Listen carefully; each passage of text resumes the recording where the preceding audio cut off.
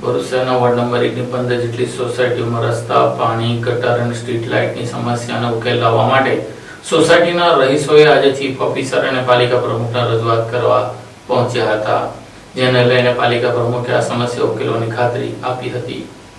ભરૂચ નગરપાલિકા ward number 1માં પ્રાથમિક સુવિધાઓના અભાવને લઈને સ્થાનિક રહીશો દ્વારા નગરપાલિકા કચેરી ખાતે રજૂઆત કરવામાં આવી. વોર્ડની આશરે 15 સોસાયટીના રહીશો એકત્ર થઈ નગરપાલિકા પ્રમુખ અને ચીફ ઓફિસરને મળ્યા અને વિવિધ સમસ્યા અંગે રજૂઆત કરી. રહીશોના જણાવ્યા મુજબ વોર્ડ નંબર 1માં 1000થી વધુ મકાનો આવેલા છે અને લોકો નિયમિતપણે A ગ્રેડનો વેરો ચૂકવે છે. તેમ છતાં વિસ્તારમાં રસ્તા, સ્ટ્રીટ લાઇટ, પીવાનું પાણી, ગટર જેવી પાયાની સુવિધાઓની સ્થિતિ કથળેલી હોવાનો આક્ષેપ છે. સ્થાનિકોના જણાવ્યા મુજબ અનેક રસ્તાઓ બિસ્માર છે અને ઠેર ઠેર ખાડા છે. કેટલાક સ્થળોએ રસ્તામાંથી લોખંડના સળિયા બહાર આવી ગયા છે. અનેક વિસ્તારોમાં રાત્રિના સમયે અંધારપટ છવાઈ જતો હોવાની પણ રજૂઆત છે. સ્થાનિકો સાથે આવેલા આગેવાની વિસ્તારમાં કોર્પોરેટર સામે નારાજગી વ્યક્ત કરીને રજૂઆત કરવા છતાં સમસ્યાનું નિરાકરણ ન આવતું હોવાના આક્ષેપ કર્યા. આગામી ઈદે મિલાદ ઉન નબીના તહેવારને ધ્યાનમાં રાખી રહીશોએ જુલુસના રૂટ પર આવેલા ખાડાઓ તાત્કાલિક પૂરવા, બંધ સ્ટ્રીટ લાઇટો શરૂ કરવા, જરૂરિયાત મુજબ નવી લાઇટો લગાવવા, પાણી અને ગટર સહિતની પાયાની સુવિધાઓનું કાયમી નિરાકરણ લાવવાની માંગ કરી છે.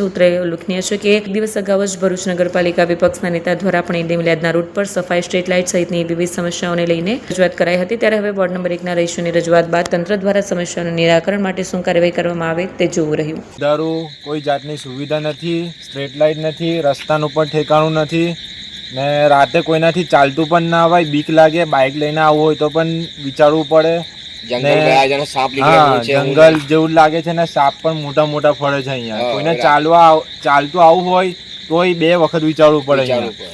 વોર્ડ નંબર 1ની સોસાયટીના રહીશો અત્યારે ઉપસ્થિત છે. ઓછામાં ઓછી 15 સોસાયટીના લોકો અહીંયા હાજર છે અને ત્યાં અત્યારે રોડની પરિસ્થિતિ, લાઇટની પરિસ્થિતિ અને જે સુવિધાઓ છે, જે રોજની સુવિધાઓ હોય છે, જેમ કે પાણી છે, ગટર છે, એવી સુવિધાઓનો ઘણો એવો અભાવ છે. 1000ની ઉપર મકાનો છે, એમને પૂરતી સુવિધા કોઈ મળતી નથી. આ વિસ્તારના લોકો A ગ્રેડનો ટેક્સ ભરી રહેલા છે અને જો ટેક્સ ભરતા હોય અને સુવિધા ના મળતી હોય તો નગરપાલિકાએ અને કોર્પોરેટરે આ વસ્તુનું ધ્યાન રહેવું જોઈએ અને એ કામ કરવા જોઈએ. રાત્રિ દરમિયાન કોઈ માણસ એકલો રોડ પરથી જઈ શકતો નથી, એટલી હદે ખાડા છે, ત્યાં સળિયા પણ દેખાય છે અને લોકલ કોર્પોરેટર બહુ ખરાબ જવાબ આપે છે કે તમે અમને ક્યાં વોટ આપેલા છે, અમે તમારું કામ કરીશું. ભાઈ, તમને એટલા માટે ચૂંટીને લાવેલા છે કે અમે ભરેલા ટેક્સનો તમારે કઈ વહીવટ કરવો એ કામ તમારું છે. એ જ રજૂઆત અમે પ્રમુખશ્રીને કરેલી છે અને CO સાહેબને પણ કરી રહેલા છે. અને અત્યારે થોડાક દિવસ પછી અમારો એક તહેવાર આવી રહેલો છે, ઈદે મિલાદુન નબી. આના રૂટનો પ્રમુખ સાહેબ અને CO સાહેબને કહું છું કે તાત્કાલિક જે ખાડાઓ છે તે પૂરાવે અને અમુક જગ્યાએ લાઇટો નથી, એ લાઇટો નંખાવે એવી અમારી માંગ છે. નમસ્કાર. આજ રોજ વોર્ડ નંબર 1ના રહીશો દ્વારા જે રજૂઆત કરવામાં આવી હતી રોડ, રસ્તા અને સ્ટ્રીટ લાઇટ રિલેટેડ, એ ભરૂચમાં અત્યારે વિકાસની ગતિ ચાલી રહી છે.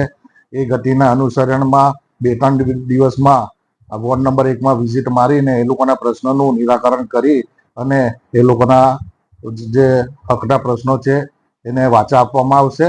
ભારત માતા કી જય. જય જય ગરવી ગુજરાત.